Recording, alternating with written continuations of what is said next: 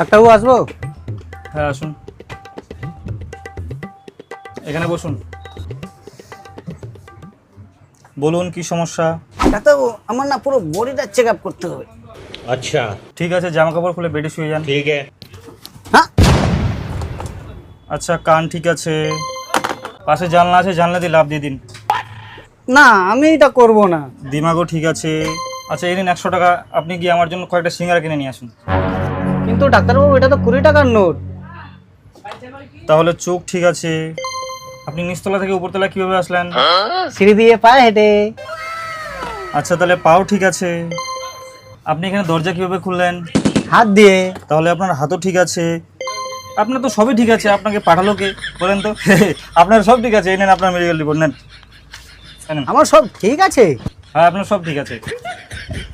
আমার যখন সব ঠিকই আছে তাহলে চুলের